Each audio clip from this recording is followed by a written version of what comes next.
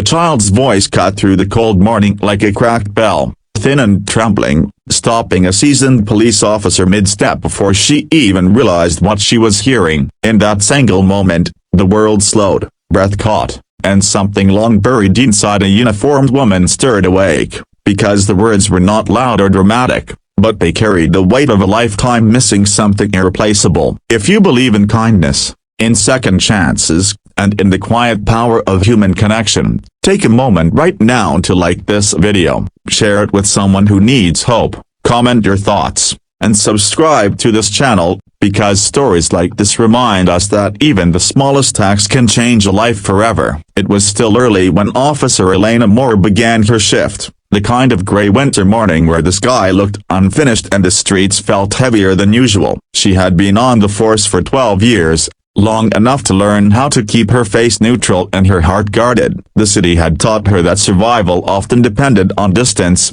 emotional and physical, and she had mastered that skill better than most. Her patrol route that day took her past an elementary school, its brick walls damp from last night's rain, its playground empty except for a single child sitting on a bench, legs swinging, backpack resting beside her like it weighed more than books ever should. The girl looked no older than 6, small for her age, with tangled hair pulled into a loose ponytail and a jacket that had clearly been handed down more than once. Her shoes were mismatched in wear, the kind of detail Elena noticed instinctively after years of working cases involving neglect and loss. What stood out most was the child's posture, the way her shoulders curled inward as if she were trying to make herself smaller in a world that had already taken too much. Elena slowed her steps, unsure why she felt pulled toward that bench, but experience had taught her to trust that quiet nudge in her chest. The girl looked up, eyes wide and searching, and for a moment Elena expected fear,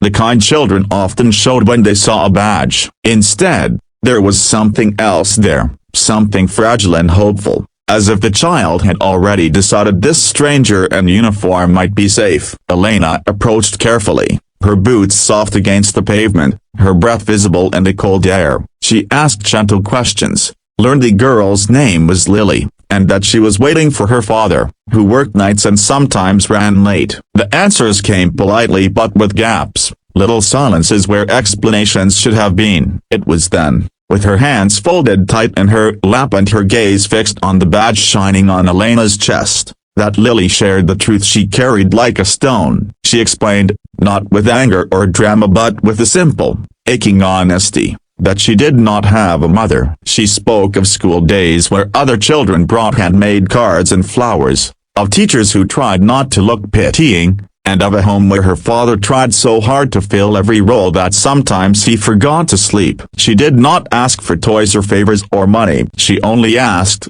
with a trembling kind of bravery, if she could spend just one day with Elena, to know what it felt like to be with someone who looked like the mothers she saw everywhere else. Elena felt the words hit her harder than any call she had ever answered. She thought of her own childhood, of a mother who had left early and a father who had raised her with love but little softness. She thought of the walls she had built, brick by brick, to survive this job, and how easily a child's quiet request had found the cracks. Protocols ran through her mind, rules and boundaries that existed for good reason, but so did the memory of all the times she had wished, as a girl, for just one day of something different. The situation resolved itself when Lily's father arrived, exhaustion etched deep into his face. He was a man stretched thin by responsibility, his eyes shadowed, his hands rough from long shifts at a warehouse that paid just enough to keep the lights on. He apologized more than necessary, explained his schedule, his gratitude spilling out in awkward fragments. Elena listened, not judging, because she recognized the look of someone doing everything they could with what little they had. She did not make promises, but she did not walk away unchanged either. Over the following days, Elena found herself thinking about Lily during quiet moments, during paperwork, during late-night drives home. The request lingered, refusing to fade, and eventually she spoke to her supervisor, framing it carefully as a community outreach opportunity. The paperwork was tedious, the approvals slow, but something about the sincerity of the request seemed to open doors. It was decided that Lily could accompany Elena for a supervised day, a glimpse into her world, structured and safe, but still meaningful. When the day came, the sun was brighter than usual, as if the city itself had decided to show up for this small miracle. Lily arrived with her father, wearing her best dress under a borrowed jacket, her hair neatly brushed for once. Her eyes lit up at the sight of the patrol car, and Elena saw the way Lily's father watched them, hope and fear tangled together. He trusted Elena not just with his child's safety, but with her heart, and Elena felt the weight of that trust settle gently but firmly on her shoulders. The day unfolded in moments both ordinary and extraordinary. Lily sat in the patrol car, wide-eyed, listening as Elena explained her job in simple terms. They visited the station, where officers smiled and waved, softening in the presence of a child whose wonder reminded them why they had chosen this path. Lily learned how fingerprints were taken, how calls were answered, how help moved through the city like an invisible network of care. Elena noticed how Lily absorbed everything, how her questions were less about the job and more about the people, about why officers helped strangers, about whether it ever got lonely. During lunch, they sat together in a small park,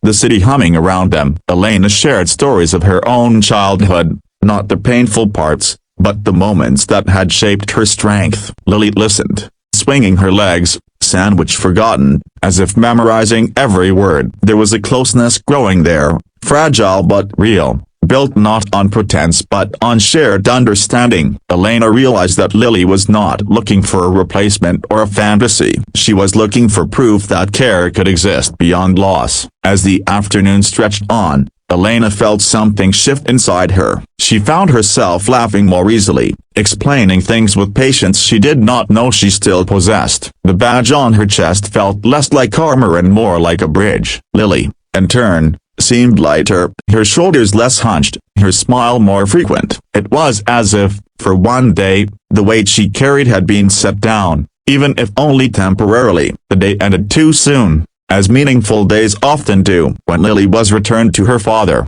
there were no grand speeches or dramatic gestures. There was only a quiet gratitude, a shared understanding that something important had happened. Lily hugged Elena tightly, her small arms fierce in their grip, and Elena felt tears threaten despite her training, despite herself. The father's eyes shone with emotion he did not try to hide, and in that moment, Elena knew this day would stay with all of them forever. Life did not suddenly become easy after that. Lily still grew up without a mother, and her father still worked long hours. Elena returned to her demanding job, to the noise and chaos of the city. But something had changed. Elena began volunteering for school programs, community events, places where she could be present in ways that mattered. Lily gained confidence, her teachers noting a spark, a resilience that had been quietly strengthened. The connection they shared did not become something it could not be, but it became something it did not have to lose. Years later,